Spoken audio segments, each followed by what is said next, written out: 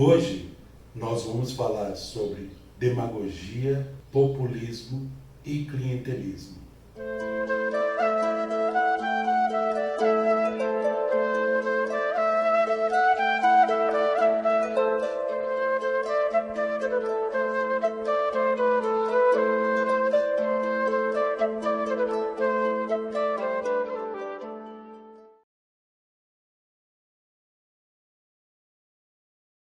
Em sua origem, na Grécia Antiga, o termo demagogia não possuía a conotação pejorativa de hoje em dia. Na Grécia Antiga, Solon e Demóstenes, por exemplo, eram fiéis defensores da democracia e foram considerados os grandes demagogos da sua época. Já Aristóteles, na sua obra A Política, ele afirma que assim como a tirania é a corrupção do poder absoluto da monarquia, a demagogia é a corrupção da democracia. Hoje em dia, demagogia significa a prática política daqueles que demonstram humildade, honestidade, às vezes falsamente, que se engrandecem, falam muito bem de si mesmos, da sua formação, da sua competência, para obterem votos ou favores políticos. E além de votos e favores políticos, às vezes vantagens, digamos assim, não muito honestas, vantagens escusas. Em última análise, a demagogia é a prática ou é a arte do engodo, do engano e das falsas promessas, aquelas promessas que o demagogo faz, mas que nem ele mesmo acredita. O demagogo sabe que as promessas que ele faz no período eleitoral jamais serão cumpridas. Ou seja, eles sempre vão se utilizar da demagogia em benefício próprio, para o seu enriquecimento ou de grupos e para se perpetuarem no poder. Ao final desse vídeo, nós vamos dar alguns exemplos práticos que você vai poder reconhecer o político demagogo da sua cidade, do seu estado, do nosso país. Vamos falar agora do populismo. Populismo é complicado de se falar, mas fácil de se explicar, porque ele possui N definições. Não se tem assim uma única definição do que seja o populismo.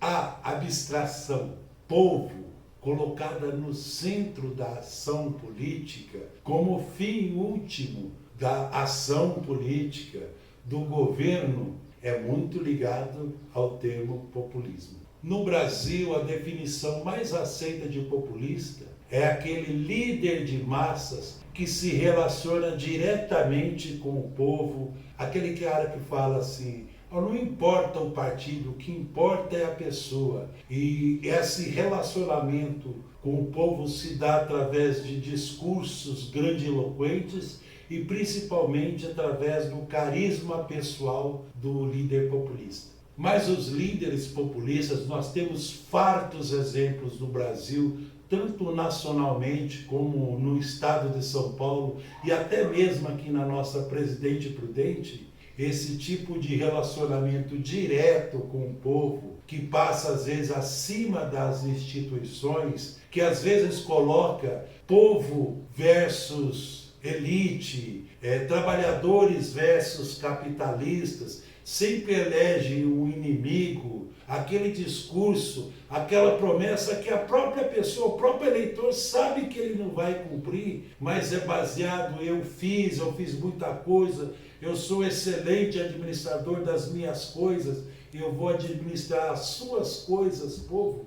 É aí que mora o perigo. O populismo, devido às suas características de pouca importância à organização partidária, manifesto, programa, estatuto do próprio partido e a importância grande no carisma pessoal, na competência pessoal do político, este político, para se eleger e às vezes para se perpetuar ou ao seu grupo no poder, vai descambar fatalmente para a troca de favores. Os financiadores vão vencer as licitações daquela prefeitura, daquele governo, e isso vai descambar fatalmente no clientelismo, na troca de favores, na troca de cargos, de posições, de obras por apoio político para que um grupo ou uma pessoa se perpetue no poder. O clientelismo, por sua parte, é filho, digamos assim, unigênito do populismo e da demagogia. Ele surgiu em Roma da relação do patronus com cliens e é uma relação hierárquica. E hoje em dia, assim, a definição mais crua do clientelismo é a troca de favores, de cargos em troca de apoio político.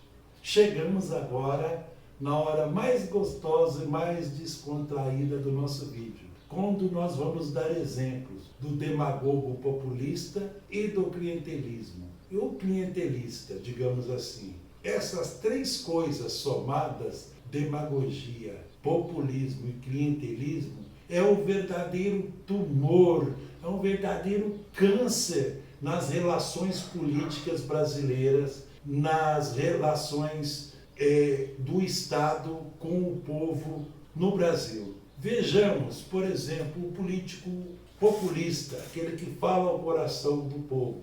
Nós tivemos exemplos aqui na nossa cidade de políticos amados pelo povo que, de certa forma, não fizeram aquilo. Eu sei que muitos aqui da cidade vão me criticar por isso, mas na verdade é aquilo que o povo esperava deles, tá? Que para a cidade crescer e não se desenvolver, e para benefício da terra como reserva real de valor de alguns grupos ligados a esses políticos, levou bairros populares, casas populares, bem distante do centro urbano, para que ficassem claros urbanos e que esses terrenos viessem a se valorizar. E a cidade praticamente hoje tem dono, ela cresce e não se desenvolve, no caso de Prudente. Algumas obras que diríamos assim, talvez desnecessárias. E o grande câncer a gente pode ver do clientelismo são nas câmaras municipais do Brasil inteiro. Deixar aqui 3 exemplos de clientelismo para reflexão.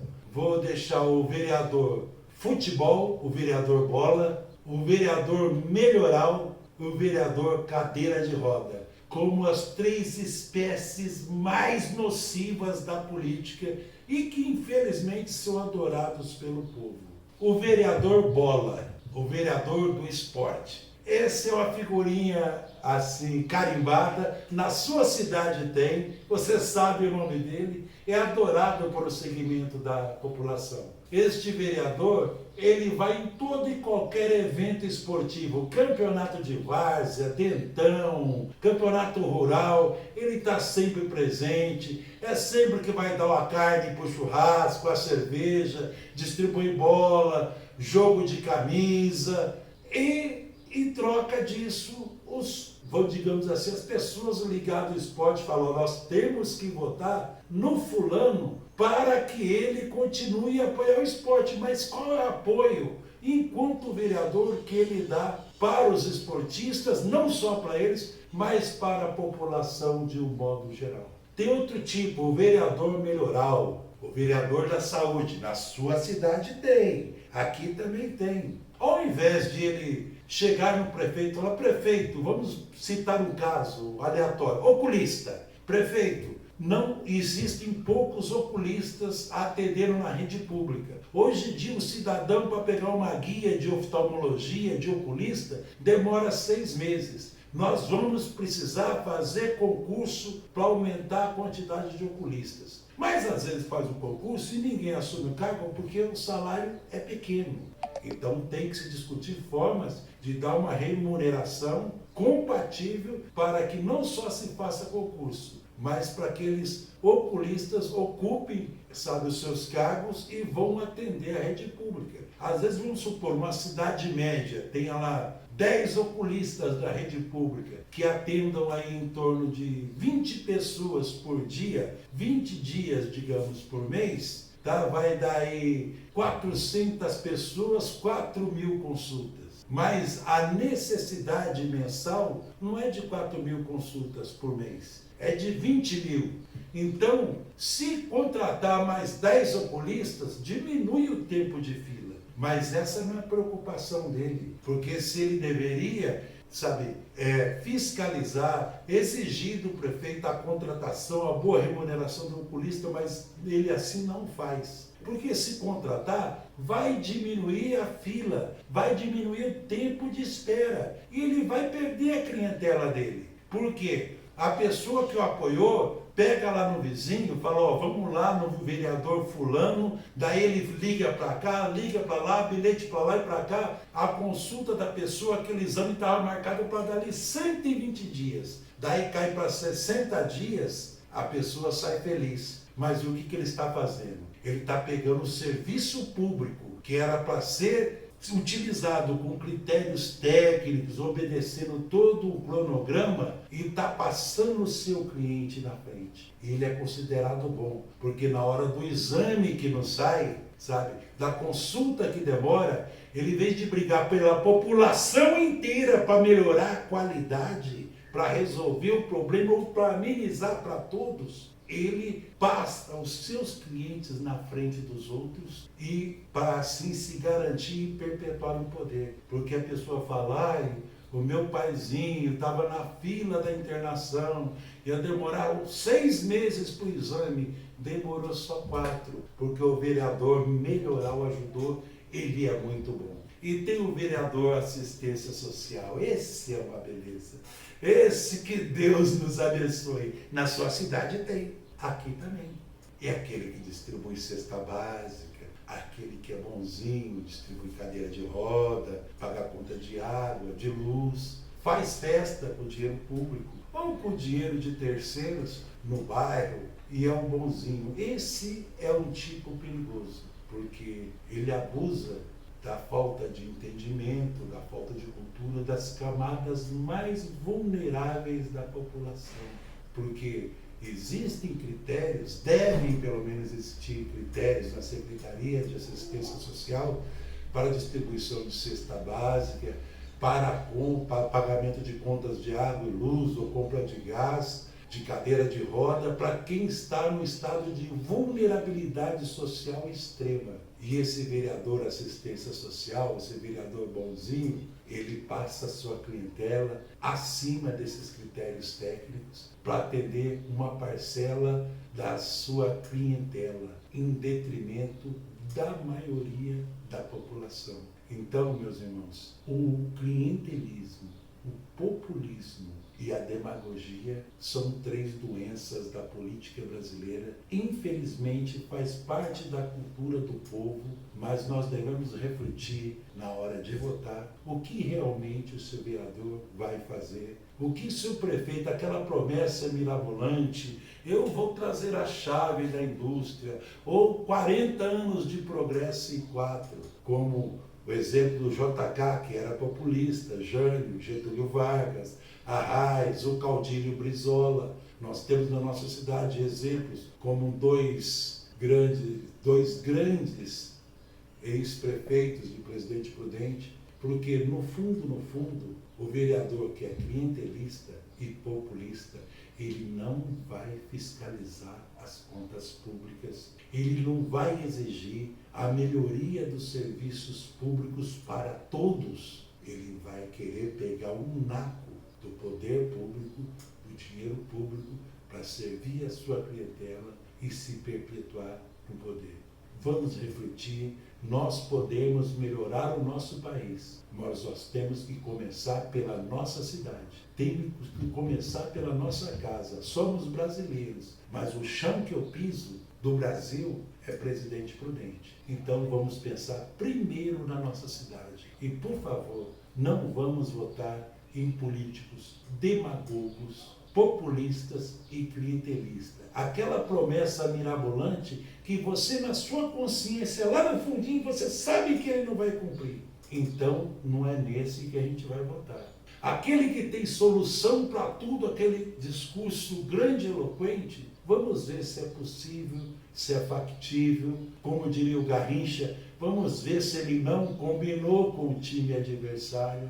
E o vereador, sabe, que distribui benesses, que distribui cargos na máquina, esse é o pior. Porque se você tem um serviço público, por exemplo, um transporte coletivo, que a relação custo-benefício, você paga um preço e recebe um serviço de qualidade inferior àquele preço, é porque o clientelismo grasa na sua cidade. Que o vereador é para fiscalizar as finanças, fiscalizar os atos do executivo e votar leis factíveis que possam ser cumpridas e leis constitucionais. E não para fazer caridade, sabe? E não para fazer clientelismo com o bem público às custas do erário, não para arrumar emprego para gente que não é competente, para inchar a máquina. Isso tem que acabar no nosso Brasil. E começa pelas cidades. Se você gostou desse vídeo,